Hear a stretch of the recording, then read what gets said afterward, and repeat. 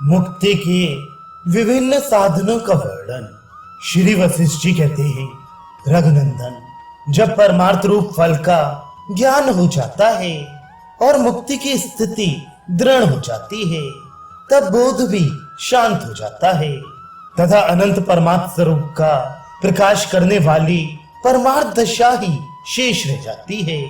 मनस्ता, मनन स्वभावता न मालूम कहाँ विलीन हो जाती है और निर्वाध, विभाग रहित, सर्वव्यापक, पूर्ण, विशुद्ध, सदरूपिणी परमानंदमयता ही रह जाती है।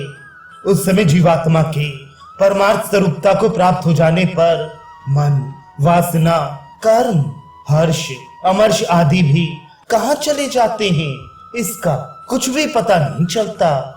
जिसे संपूर्ण भोगों से विरक्ति हो गई है, जिसकी इंद्रिय वृत्तियां पूर्णतया शांत हो गई हैं, संपूर्ण दृश्य जिसके लिए नीरस हो गया है, जो अपने आत्मा में ही रमण करने वाला है, जिसके मनोवृत्तियां क्रमशः नष्ट हो गई हैं तथा जो बिना प्रयास के ही विश्रांति प्राप्त कर चुका है, ऐसे योगी की समाधि स्वतः ही सिद्ध हो जाती है। फिर इस विषय में विचार ही कौन करे। विषयों से जो दृढ़ वैराग्य और परम उपरति है, वही ध्यान कहलाता है और वही जब भली भांति परिपक्व हो जाता है, तब वज्र के समान सुदृढ़ अर्थात वज्र ध्यान हो जाता है। ये जो भोगों से वैराग्य है, यही अंकुरित होने पर परम उपरत होकर ध्यान कहा जाता है और दृढ़ होने पर उसी की समाधि संज्ञा होती है।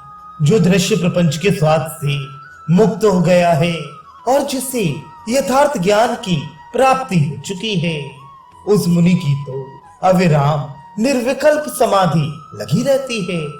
जब भोग अच्छे नहीं लगते, तब यथार्थ ज्ञान का उदय होता है और जिसे विषय भोग रुचकर नहीं लगते, वह ज्ञानी कहा जाता है।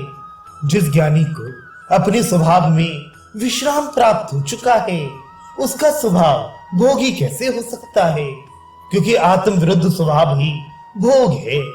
फिर उस स्वभाव के क्षीण हो जाने पर भोगिता कहां से और कैसे प्राप्त हो सकती है। श्री राम, साधक को चाहिए कि वे पहले वेदांत श्रवण करे, फिर स्वाध्याय करे, तत्पश्चात प्रणव आदि का जप करे, तदनंतर ध्यान समाधि में लीन हो। समाधि से विरत होने पर वे थका हुआ साधक पुनः पूर्ववत श्रवण, पाठ और जप का ही आश्रय ले। राघवेंद्र, जो संसार का भार ढोते ढोते अत्यंत थक गया है और संकटों को झेलते झेलते जिसका शरीर जर्जर हो गया है, अतः विश्राम करना चाहता है, उसके उस विश्राम क्रम को सुनो। जैसे पथिक यज्ञ यूपों से दूर हट जाता है, वैसे ही ऐसा पुरुष अज्ञानियों को दूर से ही त्याग देता है और तत्व ज्ञानियों का अनुगामी होकर स्नान, दान, तप और यज्ञ आदि का अनुष्ठान करता है तथा सदा परोपकार में तत्पर रहता है, जिससे पर प्रज्ञानुग कहा जाता है।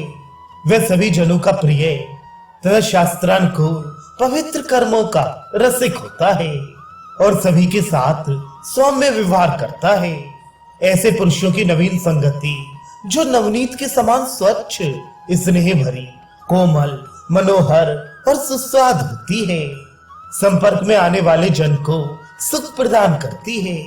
विवेकी पुरुष के चरित्र, जो चंद्रमा के किरण समूह की तरह अत्यंत शीतल और पवित्र होते हैं, सुनने वाले मनुष्य को पूर्ण रूप से शीतल कर देते हैं। सत्पुरुषों के संग से जैसे निर्भय शांति प्राप्त होती है, वैसी शांति राशि राशि पुष्पों से भरे हुए उद्यान खंडों में भी नहीं मिलती। ज्ञानी पुरुषों की संगति मंदाकिनी के जल की तरह लोगों के पापों का प्रक्षालन करके विशुद्धता प्रदान करती है। संसार सागर से पार जाने की इच्छा वाले विरक्त ज्ञानी पुरुषों के समागम से मनुष्य का हृदय वैसे ही शीतल हो जाता है, जैसे हिम और पुष्पहारों से निर्मित घरों में निवास करने पर होता है। क्रमशः किए गए न्यायोचित निष्काम कर्म से बुद्धि विशुद्ध हो जाती है और बुद्धि के निर्मल होने पर जैसे स्वच्छ दर्पण प्रतिबिंब को तुरंत धारण कर लेता है, वैसे ही मनुष्य शास्त्रों के अभिप्राय को अपने अंतःकरण में यथार्थ रूप से ग्रहण कर लेता है। फिर विवेकी पुरुष के हृदय में शास्त्रार्थ रस से सुशोभित उत्तम प्रज्ञा उन्नति को प्राप्त होती है, जिसका आत्मा साधु समागम से शुद्ध तथा शास्त्रार्थ चिंतन से परमार्जित हो गया है। वह प्राज्ञ पुरुष परम शोभा पाता है।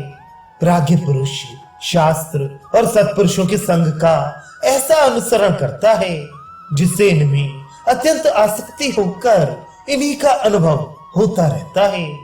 क्रमशः सज्जनता को प्राप्त करके वे शास्त्रार्थ की भावना से पूर्णतया भावित हो जाता है। फिर भोगों का तिरस्कार करके वह पिंजरे से छूटे हुए सिंह की तरह शोभा पाने लगता है।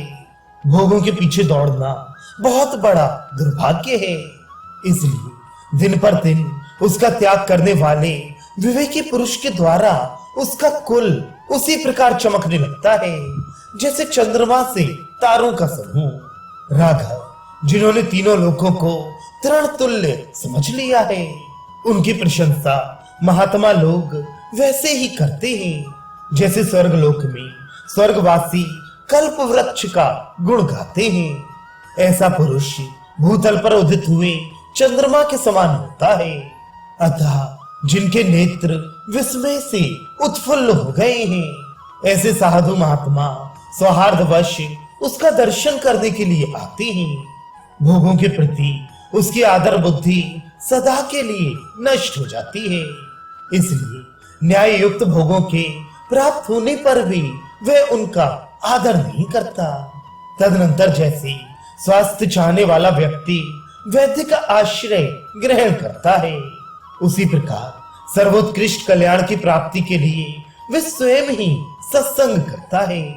उस सत्संग के परिणाम स्वरूप उसकी बुद्धि परम उदार हो जाती है, जिससे वह अत्यंत निर्मल जल वाले सरोवरों में प्रविष्ट हुए गजराज की तरह शास्त्रार्थ चिंतन में निमग्न हो जाता है। जैसे सूर्य देव अंधकार मग्न प्राणी को अपने निकट आने पर अपने प्रकाश से पूर्ण कर देते हैं, वैसे ही सज्जन पुरुष अपने संपर्क में आए हुए मनुष्य को विपत्तियों से उबार कर दैवी संपत्तियों से युक्त कर देता है।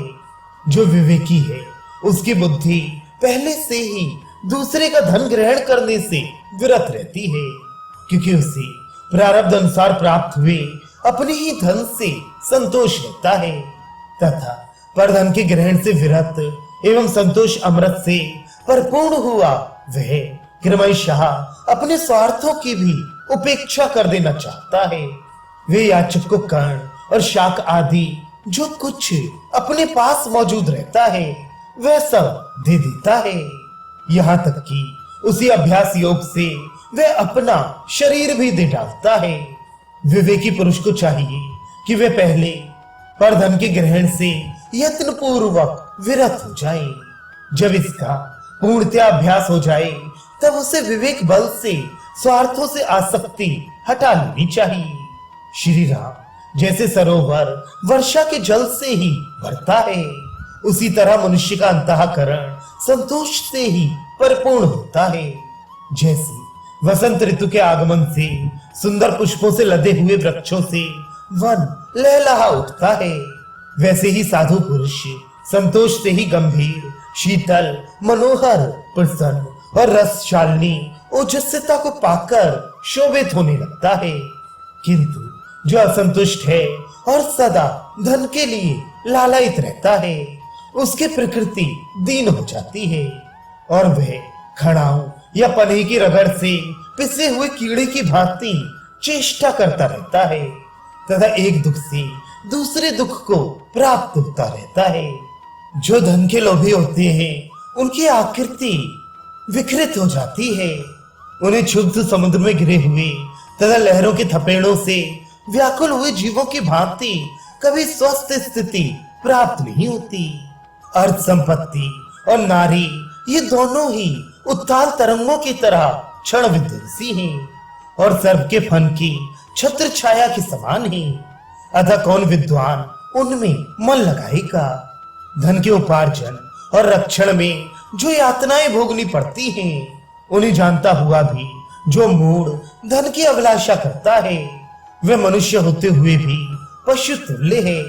अतः उसका स्पर्श तक नहीं करना चाहिए। जो संतोष रूपी हंसुआ से मन के वह इंद्रिय व्यापारों को और आंतरिक संकल्प आदि को एक साथ ही काट डालता है, उसका क्षेत्र ज्ञान बीज की उत्पत्ति का स्थान हृदय प्रकाशित हो उठता है। पुरुष को चाहिए कि पहले संसार से विरक्ति प्राप्त करे। वैराग्य हो जाने पर सत्पुरुषों का संग और शास्त्रों का अभ्यास करे।